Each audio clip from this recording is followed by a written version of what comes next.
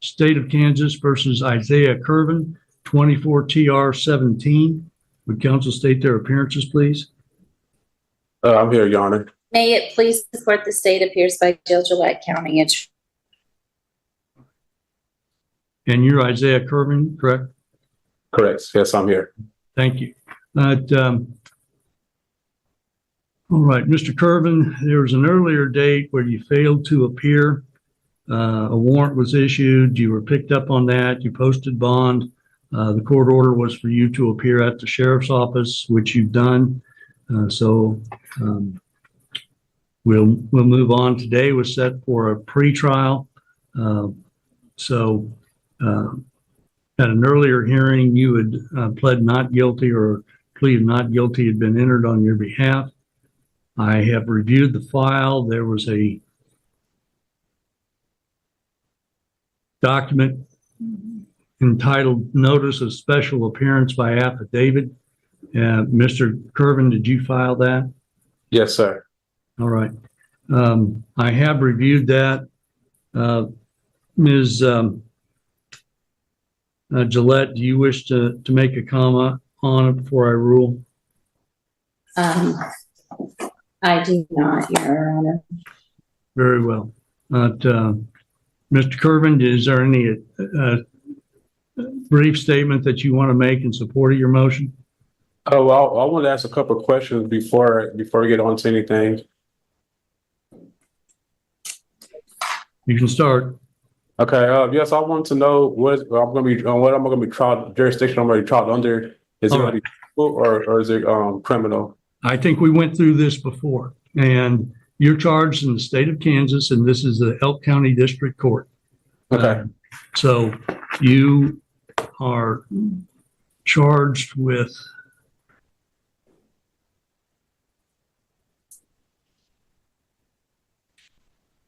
operating a motor vehicle without a valid license. That is a Class B non-person misdemeanor, punishable up to 6 months in the county jail and a fine not to exceed $1,000. Yes, I still don't understand it. I don't understand. Is that a criminal or is that a civil? Like, is that a criminal? Well, Mr.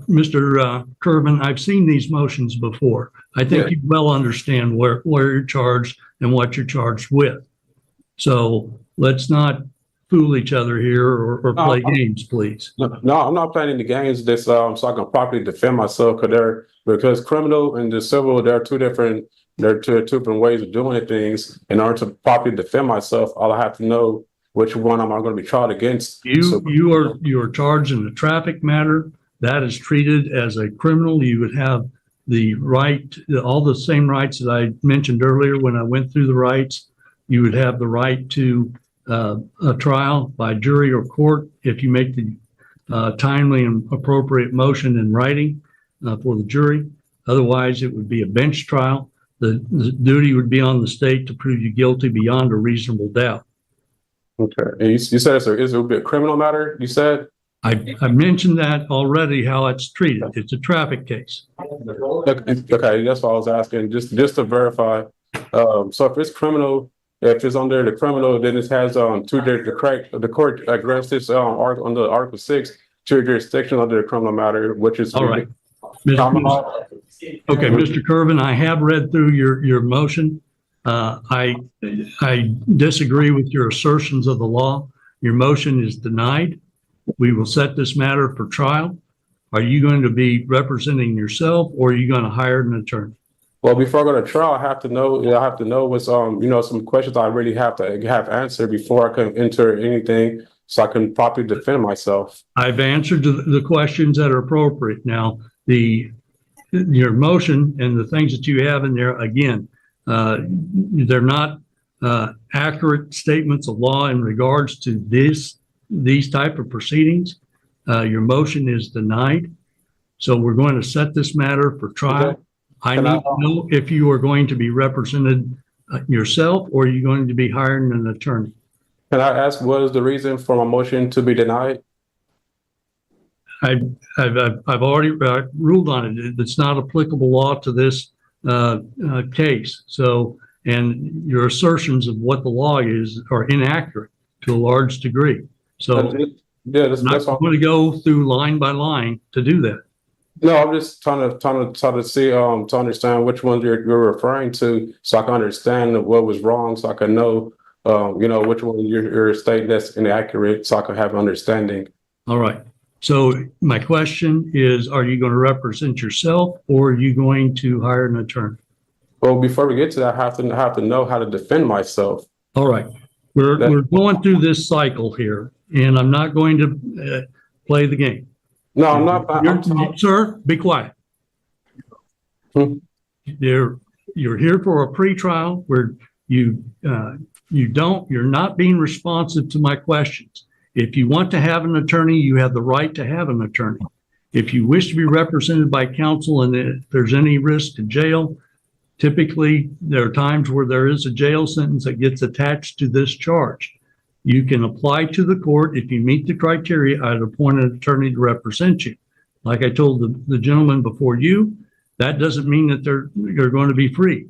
You also have a right to represent yourself. Those are the choices that you have. So you can hire an attorney, you can apply for one, or you can represent yourself. It's one of those three. Which one are you going to do? Well, from my understanding, once jurisdiction is challenged, it's on to the plaintiff to prove the jurisdiction on the record. That's at a trial. One of the issues that the state would have the burden of proving is that this occurred in this jurisdiction, which is Elk County, Kansas. That's a question of fact for the trier of fact. But isn't it jurisdiction can be challenged at any time? All right. I'm going to find that you're waiving your right to an attorney. I have requested you to answer that question numerous times. I'm going to set this, stop interrupting. I'm going to set this matter for trial. Before you do that, I still have I haven't answered my question. I'm trying to understand to come to a conclusion to see how I'm going to handle my case. All right, Mr. Curley, you have been asking questions that are not relevant to these proceedings, and I think you're aware of that. I've seen these motions before. I've seen the people try to do exactly what you're trying to do now. We are not going to piecemeal this out. I've answered your questions, and I'm setting this matter for trial. That would be in person at the Elk County Courthouse. Sarah, we need to have a 2-hour, stop talking. We need to have a 2-hour setting. Well, can you correctly reflect that this court plans to bring a case against me, which it will not let me know what I'm going to be facing against? Because I'm just asking a question to get a proper understanding what's going against me.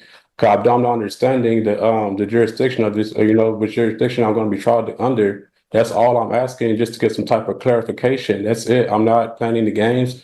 This is a serious matter. This is a court date. I came all this way to understand, to see how it's going, to properly defend myself. I'm not trying to waste your time. Not going to argue with you about. I'm not here to argue neither, Arne. I'm listening to what you're saying. I don't want to. I heard everything. It just I want to understand what's going on, and if it's how does the trial work? If I don't, you need to be quiet now, Sarah.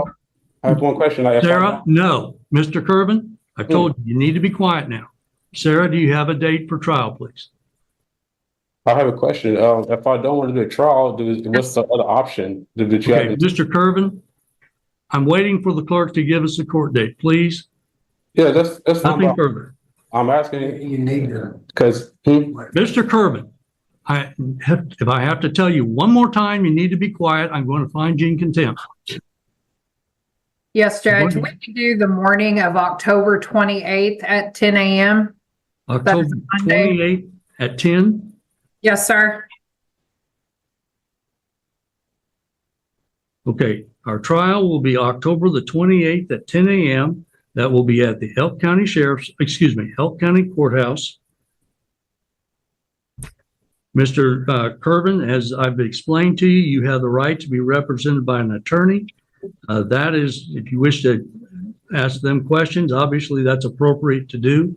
If you're going to represent yourself, we're going to be going with what the rules are here in Kansas, not something that you've read online or in line with what you filed. So if I strongly represent or indicate that people are better off being represented by counsel, but that's your choice. But you understand what the potential penalties are. And if you're representing yourself, you're going to be held to the same standard as an attorney in regards to, being responsive and how you conduct yourself and how you present your case. Well, I was asking about my fines. If I wanted to not do the trial thing, how was a fine, or does it have to be set for a trial in order? Like, that's what I'm asking. All right. If you're wanting to plead guilty, you can. If you want to plead no contest, where you're not pleading guilty, where you're not admitting to it, but you're also not challenging what the state has done, you have the right to do that as well. Yeah, that's why I wasn't challenged. I was just trying to understand. So how much is the fees or whatever once that's settled, would that take care of everything? And I'll need to know like the amounts for whatever it is. Well, I have told you what the maximum penalties are. I don't negotiate with people. I don't tell them what the sentence is in advance. I'm required to tell people what the maximum penalties are. Okay, you said the penalty was jail time, but you didn't say the cost. I said that I said that on a Class B misdemeanor, which this is, the punishment is up to 6 months in the county jail and a fine not to exceed $1,000. Court costs on this type of case are $108. There can be other things that are assessed as well. If a person was taken into custody, generally there's a processing fee of $45. Additionally, if somebody is found guilty, if they're placed on probation, there's a fee that goes along with that. There's various things that occur with that. But as far as the penalty section, I've advised you what the maximum penalties are. Okay, so for the fees will be like you said like 1,000 and then about 40, so like about almost I said that the maximum penalty is 6 months in the county jail and a fine not to exceed $1,000. Okay, so do you have a number for me so I can see if I'm able to pay to see how much I would if I can even. Okay, Mr. Curvin, what you're doing is asking me to give the sentence before you pled guilty. We don't do that. I've explained that. If I do the no contents is what so I'm not arguing with you, I'm just if you said no contents is not an argument. So if I do no contents, what am I looking towards? No contest. It's the same penalty. A no contest, you're not challenging what happened. What happens then is we ask for the state to proffer what their evidence would be. That means they make a statement to the court. If the factual basis that they recite, if that was their evidence at trial, then a person is found guilty. It's not a situation where you get to contest that. If you're wanting to contest what the charge is, that's what a trial is. Okay, yeah, that's why if I want to do the no contents, I want to see what the state would have to say. That's what I'm trying to see if we can take care of this and resolve this, because I'm not arguing with the courts. All right. Have you been in contact with the county attorney's office prior to the court proceeding? No, just today, just right now. I believe I sent a copy of my documents, but I haven't spoke to them anything about anything else. All right. The court is not a part of any negotiations that can occur between the person charged and the county attorney's office. Ms. Gillette, are you willing to speak with him if I call a brief recess? Sure. I didn't hear your response, Ms. Gillette. Sure. Yes. Sure. Okay. Mr. Curvin, if you want to speak with the county attorney about what her recommendations would be, I'm going to do what they call a breakout. And so we'll be putting this case on pause. On the screen, it'll ask for the person to click it for the breakout room. Then that's basically a private conversation with whoever's there in the room with you and then the county attorney. It's not being broadcast out. It's not something that I hear. So I'll grant a brief continuance and we'll be in recess for that. And if the clerk would do the breakout room, please. All right. Record will reflect that both the The record will reflect that both the defendant and the state have returned from the breakout room. So we have the same appearances as before. Mr. Kervin, did you get an opportunity to speak with Ms. Gillette? Yes, we spoke, and I believe we came up to an agreement. All right. Ms. Gillette, is that correct? Yes, Your Honor. And what's the agreement as you understand it? He's going to plead no contest to driving without a driver's license. And my recommendations are going to be a $100 fine, court costs, no jail sentence, pay in 60 days. And that if he doesn't pay, his license would be suspended. He does have a cash bond that he paid cash. He would consent to any fines and costs being taken from his cash bond. There's a form he'll need to sign at the county district court office over here, and then any difference would be refunded to him. So he does have the money here, and it will be paid out of the cash bond he has on file. I did look up; I believe it is a cash bond, and the difference would be refunded to him. Those are going to be my recommendations. Okay, so you're recommending a $100 fine and court costs, is that correct? Correct, Your Honor. All right. Mr. Kervin, is that your understanding of the agreement? Yes, sir. Okay. Mr. Kervin, you need to understand, like I mentioned before, the court is not part of the plea negotiation process. So I'm not bound to follow the recommendations that the parties make, even when they've agreed to it. The court could sentence you to the maximum that I told you. I'm not saying that's what I'm going to do, but you need to understand that legally is possible. Yes, sir. Okay. With that in mind, is that correct? You still wish to proceed with a no contest plea? Correct. All right. Do you understand that with a no contest plea, you'd be waiving your right to a trial? Correct. And has anybody forced or coerced you in some fashion to make this decision? No, sir. Very well. Ms. Gillette, what would the state's evidence be if this matter were tried? Yeah, the defendant was driving home from Greenwood County. He had a case up there, and as he was driving home, he was stopped here in Elk County. They did not know that he had been in court up at Greenwood.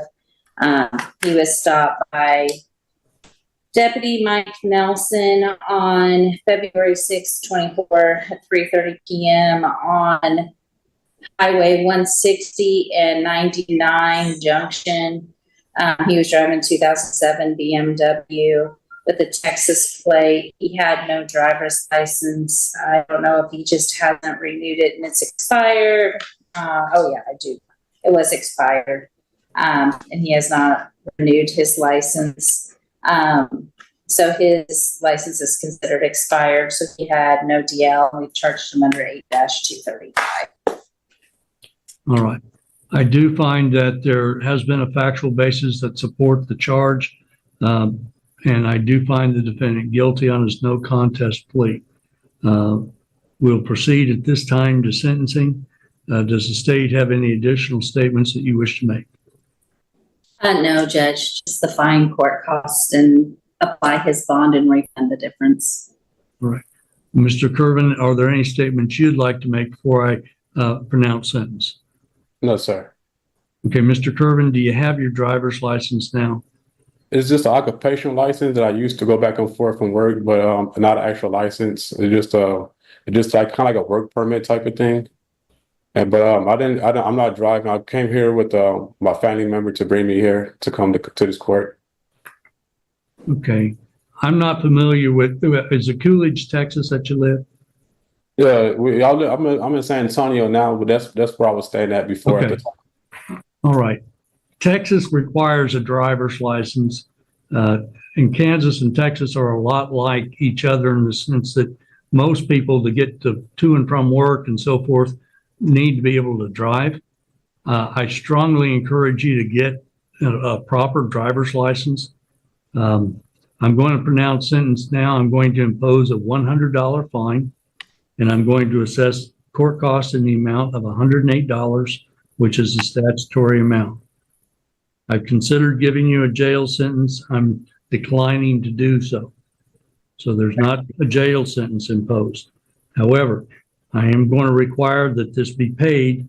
And you have cash bond that's here in Elk County, or did you post that down in San Antonio? It was Republic. It was in Kansas where I got picked up. I think it was Republic County or something where I bailed out Okay. there. Let me check with the clerk in a minute and see if they've got that transferred up here now. Sarah, can you answer, is there a cash bond on hand for Mr. Curvin? Yes, sir. We do have a cash bond posted for him. And is it in excess of $208? Yes, sir. It was 2,500. All right. Okay, so Mr. Curvin, following this hearing, I'm going to order that you pay that today. You have the cash bond on hand. You can come over to the clerk of the district court. They've got some paperwork for you to do in regards to that. So you'll be paying the $208. They'll be refunding the other funds to you, and that will complete this case. Again, I strongly encourage you to get a driver's license. You're a young man still. I'm sure you're going to need one for work and various things. And the vehicle apparently was properly tagged. This isn't a case where a lot of times some of these things we don't have a tag and there's no insurance, and you're not charged with those. So I'm assuming you had those things. But you can really get yourself in a bind if you keep accumulating these type of charges. And most states will generate a license for you and then suspend it, and in Kansas, I can't speak for Texas, but in Kansas, there's some mandatory jail time on driving while suspended. So, for your benefit, I'd strongly encourage you to get a valid driver's license. And Mr. Curvin, your scheduling order for Republic County was returned to that court. Your next court date there is 10/15/24 at 9 a.m. Do not miss. You said it was rescheduled? They gave you a rescheduled court date for 10/15/24 at 9 a.m. They sent you a notice and it was returned. So make sure you don't miss that date. Okay, I'll give them a call and get some talk. This matter is adjourned and the parties are free to go. Thank you. Okay, Judge, I did just want to mention, just come on over, Mr. Curvin. That's fine. Thank you. Are you I'm not familiar with the area. Are you around here? She's up on a second floor. In On here? the second floor of the building next door to you. Okay, I'll be over in a second.